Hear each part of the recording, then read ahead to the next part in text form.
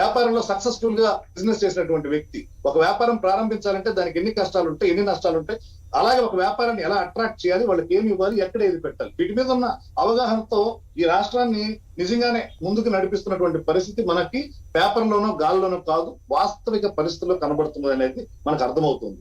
ఉద్యోగాల కల్పనలో క్లియర్ గా ముందున్నాం. ఇందులో 75% స్థానికులకి ఇవ్వాలనేటువంటి రిక్వెస్ట్ విషయంలో మొదట్లో కొన్ని కంపెనీలు ఇబ్బంది పడ్డా ఆ స్కిల్ లో ఉన్నటువంటి గ్యాప్ ఏదైతే ఉందో దాన్ని ఫిల్ చేయాలి. అంటే మాట చెప్పడం వేరు, దాని కార్యరూపం దాల్చాలంటే ఏమేమి ప్రభుత్వం తరపు నుంచి చేయాలో వాటి గురించి ఆలోచించి చేయగలగడం వేరు. స్కిల్ డెవలప్మెంట్ సెంటర్లు ఎక్కడెక్కడ పెట్టాలి, పారిశ్రామిక కారిడార్లకు దగ్గరలో ఏ గ్యాప్ అయితే ఉందో ఆ గ్యాప్ ను ఫిల్ చేస్తూ స్థానిక యువతకి ఆ స్కిల్ ని ఇచ్చినట్లయితే వాళ్ళకి ఉద్యోగాలు ఇవ్వడంలో కంపెనీలకు ఎటువంటి నష్టం లేదు, పైగా లాభం కూడా.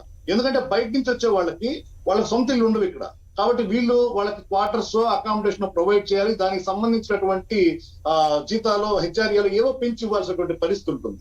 అదే ఇక్కడ లోకల్ వాళ్ళని తీసుకున్నట్లయితే కొంత శాలరీ తక్కువలోనే, ఇది కూడా కంపెనీలు ఆలోచించినటువంటి విషయం. వీళ్ళకి ఆ స్కిల్ గ్యాప్ కనుక ఫిల్ అయినట్లయితే లోకల్ వాళ్ళని తీసుకోవడం అనేది హైగా బెనిఫిట్ ఉండేటువంటి విషయం. అటు రాష్ట్రానికి ఉపయోగపడుతుంది, అటు అక్కడ ఉన్నటువంటి స్థానిక ప్రజానికానికి ఉపయోగపడుతుంది, కంపెనీలకు విన్ విన్ సిచ్యువేషన్.